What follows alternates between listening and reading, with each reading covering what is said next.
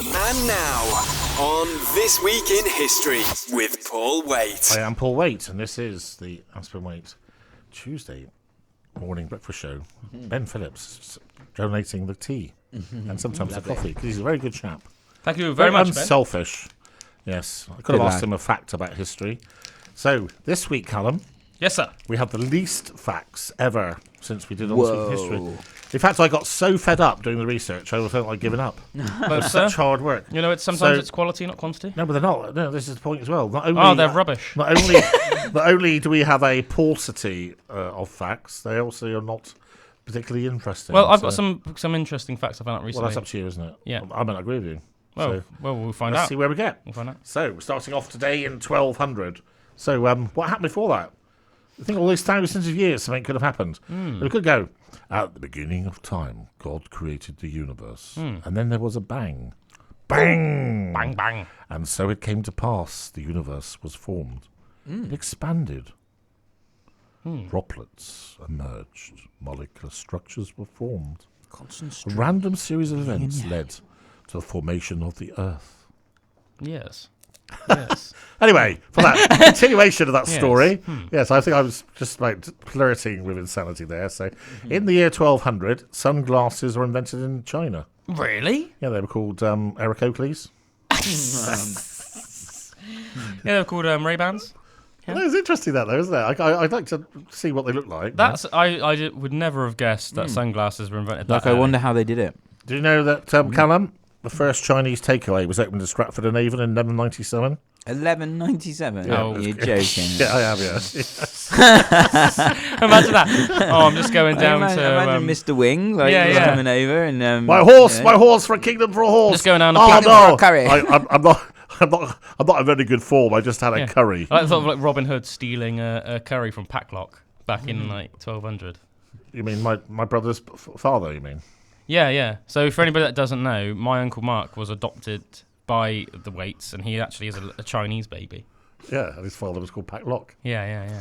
Yeah, I'm Ming- a very bad brother, Ming I'll tell you. Packlock.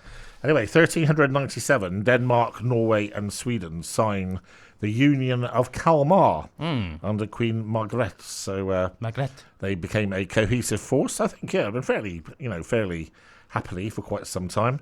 Obviously, Sweden went on to be a massive power in Europe. Those of you will know that my favourite considered best general of all time, in my opinion, is Gustavus Adolphus II, who used to regularly kick Russia's butt, for instance. Well done, sir.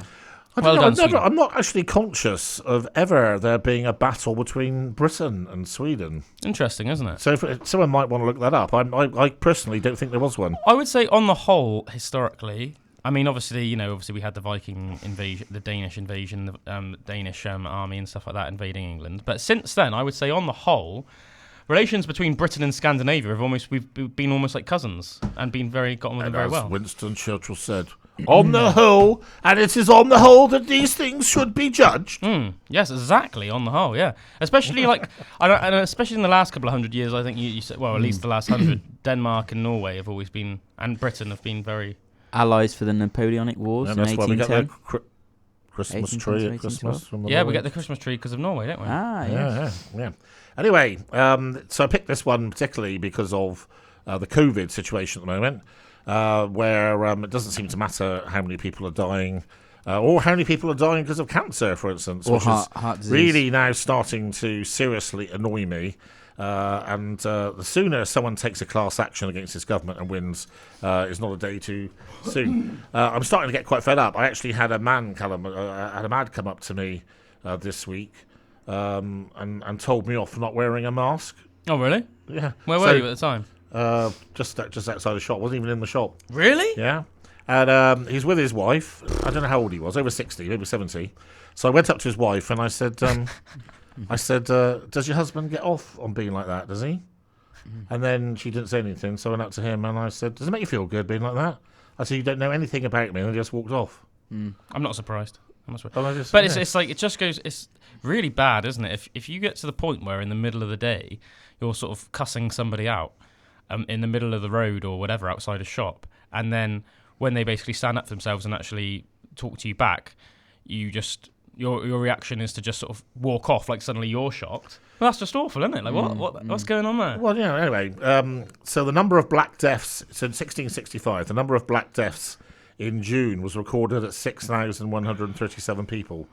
So, and obviously that was back when the population was a hell of a lot smaller than today. I guess if you said, just as a generalisation, maybe 1/10. Yeah. So that probably would be, 1%, 0.1% of the population dying, maybe.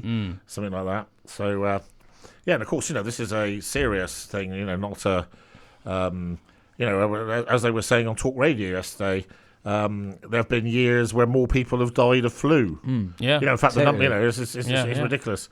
Very famous battle in history, 1690. William of Orange defeated James II in the Battle of the Boyne. This is an incredibly important battle in the context of the Irish problem. The Orange Men, as they're called, which are effectively the Protestants in Northern Ireland, they're called Orange Men because of William of Orange. So if you feel like it's like from an Orange man's point of view, almost like the beginning of the world was 1690. Do you know what I mean? So before 1690, they didn't exist, and then after that, so the Orange Men are named after William of Orange. Interesting. And anyway, so having said there was nothing to talk about, I've only covered 4 facts. There we go. 27 because Callum talks too much. So what we're hoping to do here, a wonderful song from Crosby, Stills and Nash. Spirit lies with me. Teach your children well. On This Week in History. So welcome back to the second part of On This Week in History. It is Tuesday, June the 29th. This is Paul Waite, and it is the Aspen Waite Radio Breakfast Show, brought to you by Paul, Callum and Drew. Hello. Hey there. So moving on, this is an interesting one, Callum. In 1843, an alligator fell from the sky in South Carolina, sorry. What? Because of a storm. There's interesting stuff about that. Obviously, people used to think it was very like religious or something like that back in the day, or supernatural. But there are accounts of like it raining frogs, or I have heard of like cows falling before. I never heard of that one though, about an alligator falling. I hope it didn't land on somebody's head, teeth first. That would have been quite a mental sight. Imagine a bit sorry for the alligator, to be honest. Imagine just like you're chilling out, having a nice little, having an appetizer in the afternoon, and then suddenly an alligator just goes. Anyway, thank you for that, Callum. 1 year later, in 1844, a very sad story, and I think it's just disgraceful, really, what mankind has done and is still doing. So in 1844, the last pair of great auks are killed.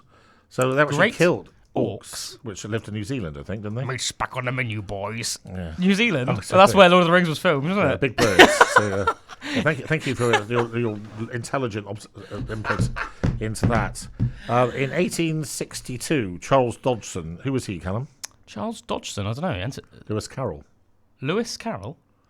Charles Dodson is Lewis Carroll, the creator of Alice in Wonderland. Oh. His proper name was Charles Dodson. I see. So why did he change his name? Well, I suppose he didn't want to be called Charles Dodson. If I remember rightly, I think he was, I don't know if Drew can check this out, Charles Dodson, i.e. Lewis Carroll, was Irish, and he hated Scottish people. Really? I happen to know this. What was He his hated Dodson? Dodson. Or you could put Lewis Carroll Dodson, in, like D-O-D-S-O-N. or Lewis Carroll might be best to put in. Yeah. Anyway, Lewis Carroll hated Scottish people with a passion. Is there any does anybody know why? Or? I did see a program on it, and I'll think about it. I do know the answer. I assume him or a close family member or friend must have been wronged by a Scotsman or something. It was something relevant that happened at the time, which he didn't agree with. Yeah. He actually wrote in a book something about those damn Scots or something. Interesting. Interesting. So I mean, again, if Callum, if Drew actually finds Lewis Carroll, then maybe he might be able to shed light on this. Just looking through. Drew will be entertaining us. 1867, the Dominion of Canada is formed. Dominion. I like that word, Dominion. Yeah. Isn't that a good Dominion. word? Dominion. Reminds me also of, for any of you Trekkie fans out there, Deep Space Nine? So, War Against the Dominion? Yeah, it's very good. So, obviously, before all the countries in the Commonwealth pretty much became countries or independent territories, they started out life as dominions. So at that time, obviously, Canada had the Union Jack as its flag, which it did right up to 1940 odd, I think. Really? Yeah. So how did the UK end the First World War? Yes, in the First World War, Australia, New Zealand and Canada all had the Union Jack as their flag. Obviously, Australia and New Zealand to this day still have it in the corner, don't they? Yeah. Yeah, Canada had a vote on it, and obviously they went for the maple leaf rather than preserve that. Famously, they're maple trees. 1894, Korea declares independence from China and asks the Japanese for help, which is a bit like, I don't know, like a person about to be executed asking the guillotine to get involved or something. Yeah, it's an interesting one. Have you found anything about Lewis Carroll, Drew? I can't find anything of why he didn't like Scotland, no. Okay. So maybe we'll have to do that. Maybe next we week. will never know. 1896, London's Tower Bridge opens. Oh, yeah. Obviously one of the most iconic bridges in the world. Don't really know. Do you know what I reckon that bridge might hold the record for? Well, something like the amount of trade ships that has passed under it in the last 1,000 years or something. Maybe. 1903, a sporting event which is very important to me in my life. The Tour de France. Tour de First France. started in 1903. And I have to say, this would have been for, I don't know how many years, at least 40 years, maybe 50. All the people in the Tour de France had a fixed gear. You know, so they couldn't. I don't know how they did it. So when they cycled up the Alpe d'Huez, they were cycling in one gear, so they weren't like changing down into an easy. You would gear. have to be so careful about what you decided, like what resistance that gear was, wasn't it? Because obviously you would need to have like optimum pushing power, say on a flat or slightly downhill. But then it would have to be easy enough that if you're going up a serious incline, you could still actually achieve it. So that's actually, it just goes to show some people back in the day, it's like when you see the old school rugby balls and that, like we have it easy today in a lot of ways, don't we? Well, yeah, obviously I had to kick a pig's bladder and basically, a 10-year-old boy, and if it rains, the ball was about twice as heavy to kick. And even as it is, what would you say? It was like at least probably 5 times heavier than a modern day rugby ball as it is. Quite a lot heavier, for sure. Yeah. So, my idea of the fittest people in the world. So, take my hat off to the Tour de France. I think probably at my best, I probably could have done a reasonable attempt at completing it. So anyway, 1905, Einstein introduced his theory of special relativity. So Einstein, obviously, complete and utter genius. And I think as that's 5 minutes and 41 seconds, and I was already supposed to finish early, I think that's enough for the second part. Next, we have a wonderful song from Neil Sedaka and Laughter in the Rain. Bringing you the news of old on This Week in History with Paul Waite. Welcome back to the third part of On This Week in History today on Tuesday, June the 29th. And it's the Aspen Radio Breakfast Show with Paul Callum and Drew. Hello. And we're doing some research on Lewis Carroll, otherwise known as Charles Dodson.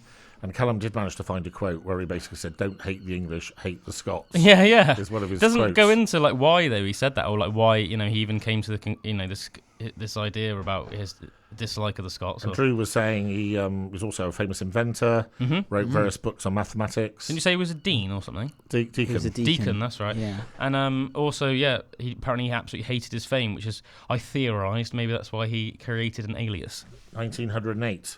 A giant fireball caused by the airburst of a large meteorite flattens 80 million trees in Russia. Can you believe that? Oh, the largest impact event in recorded history.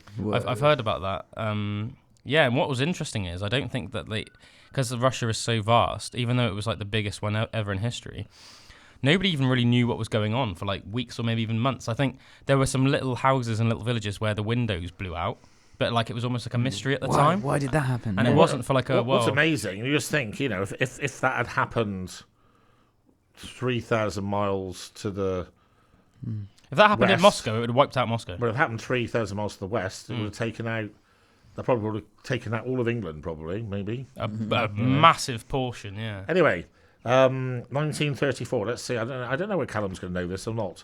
What happened in 1934 with Night of the Long Knives? Do you know? Is that when the SS killed the brown shirts?